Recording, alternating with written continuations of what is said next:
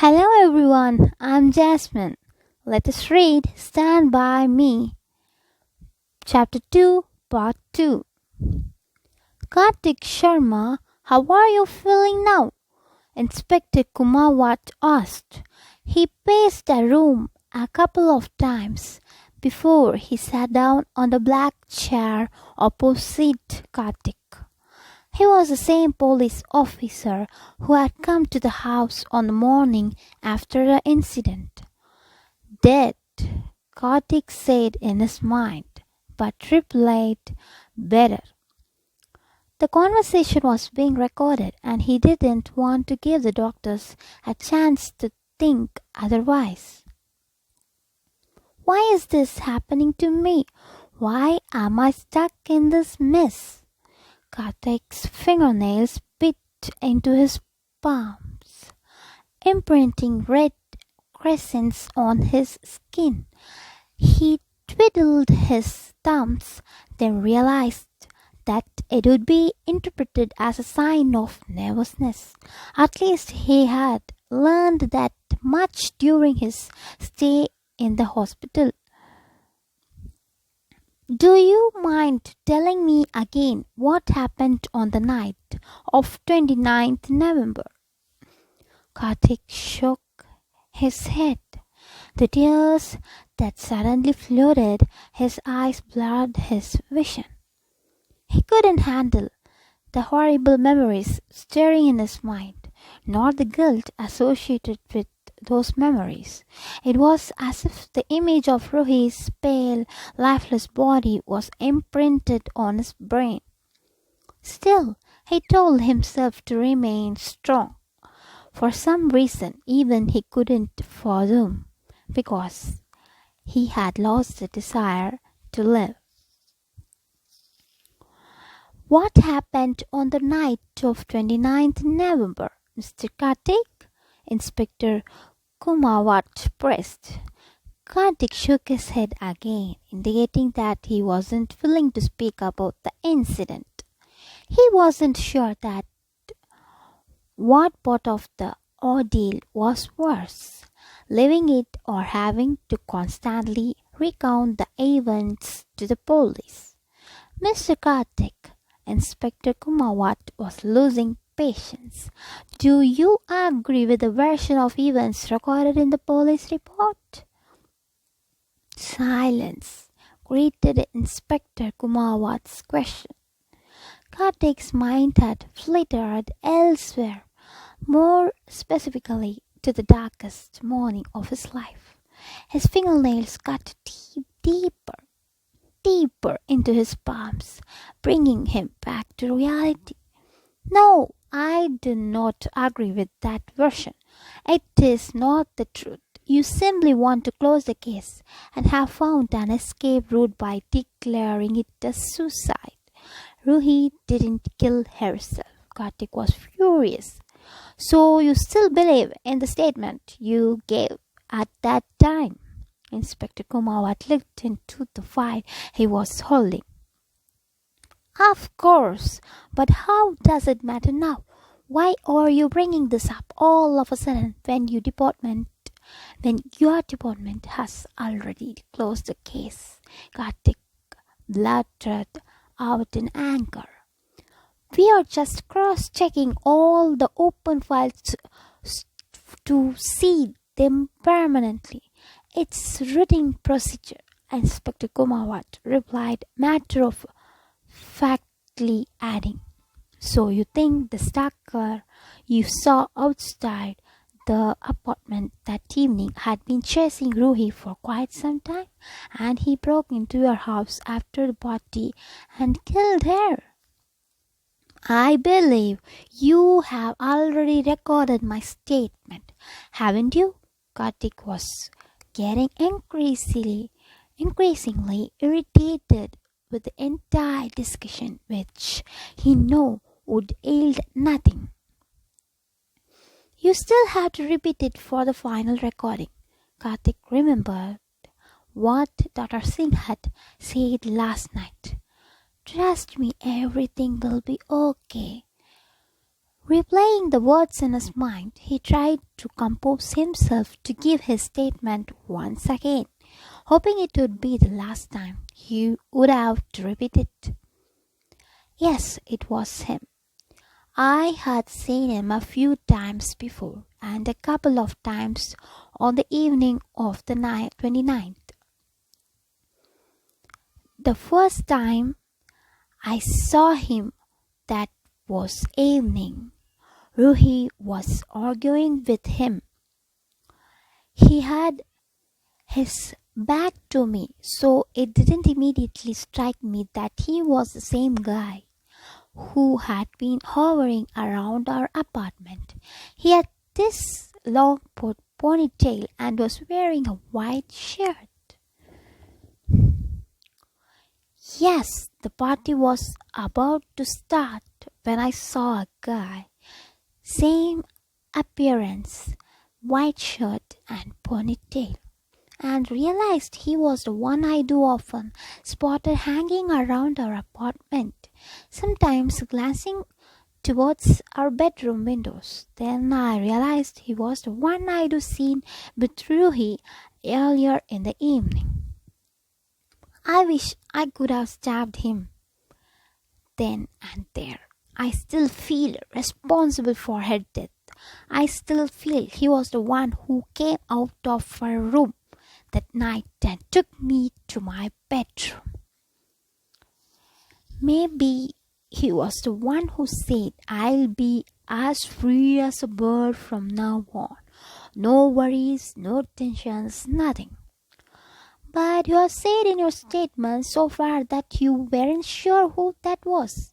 So are you sure now? Also, why didn't you ask her about him that night? If not in the evening, when you saw her with the man, Inspector Kumawat asked. I have already told you. I didn't want to spoil her party. I was planning to talk to her about it the next day. I am not sure if he is the one who took me to my bedroom, but I'm certain that he killed Ruhi. He is the one who added all those sedatives to her last drinks, which caused her death.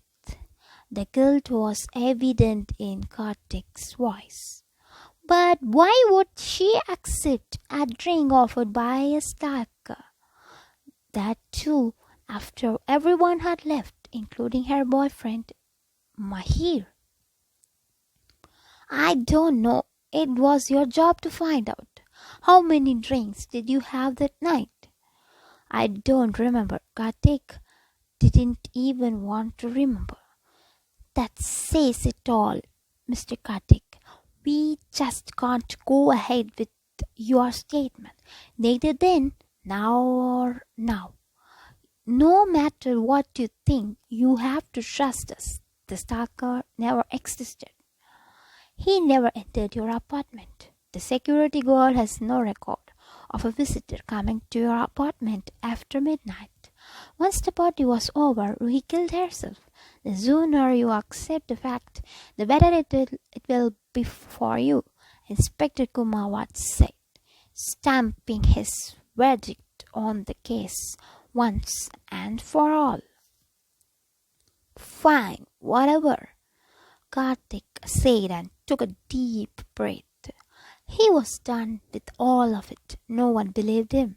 According to the cops, it was a suicide, but he believed that his sister was murdered. The truth, however, had been silenced along with Ruhi. Having a sister is a blessing, and Kartik was truly blessed to have two. One who looked after him as a mother would have, and one who lived with him as a friend. Deepika was the eldest of the three, and Rugi the youngest. In a world where we often hear stories of fights and grudges between brothers and sisters in dysfunctional families, these three are the epitome of sibling love. No matter how much they argued, Rugi and Kartik were inseparable. For Kartik, Rugi had been a joy and comfort since the day she was born.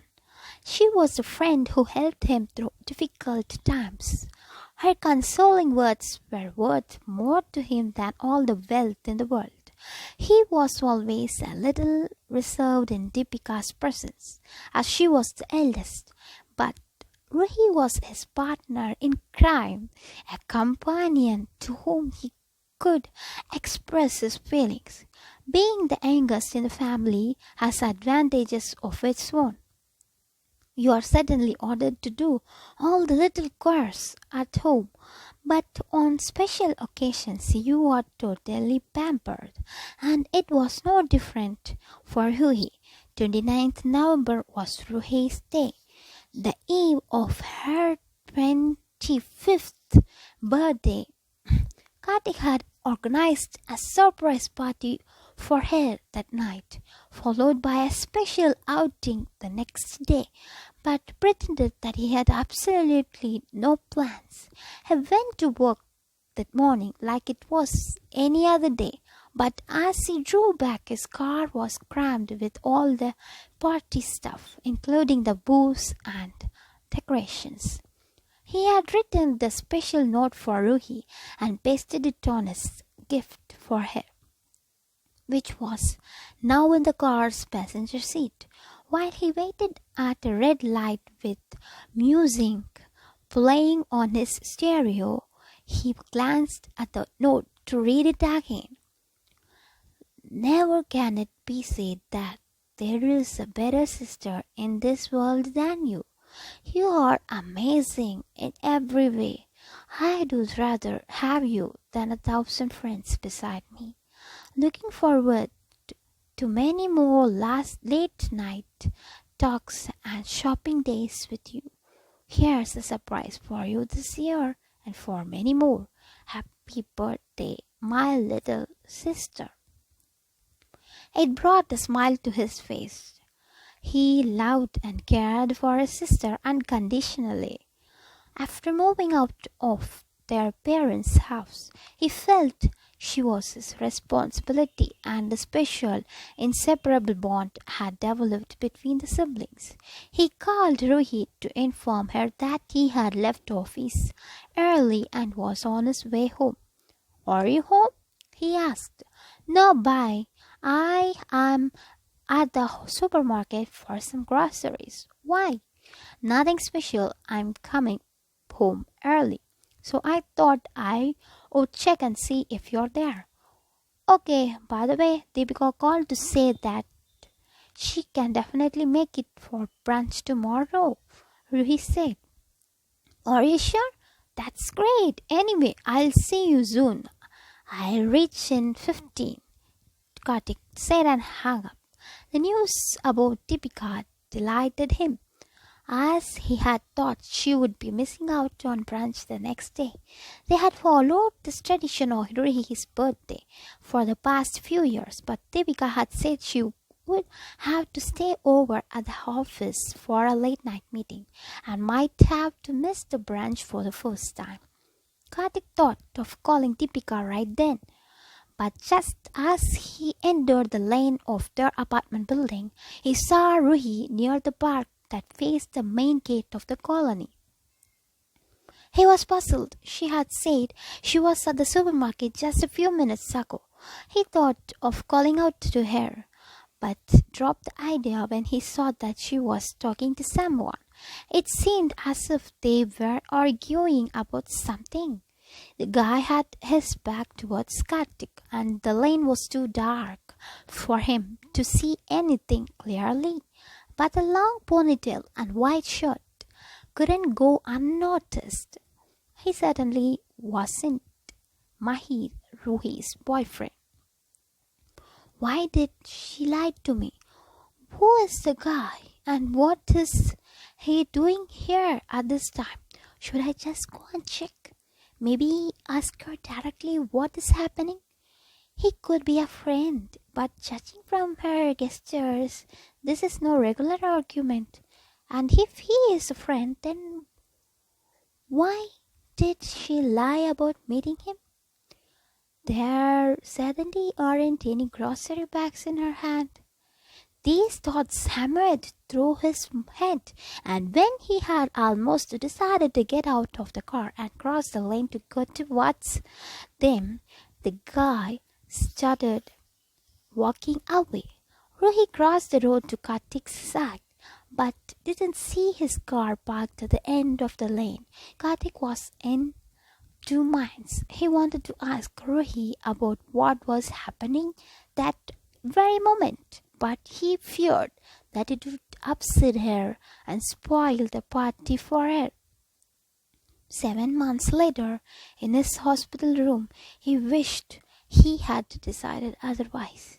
Even today, he was clueless as to who that person was and what his intentions had been. Sometimes he even felt like the police were right after all, that the man had never existed. But no, he had seen him that day, not once but twice.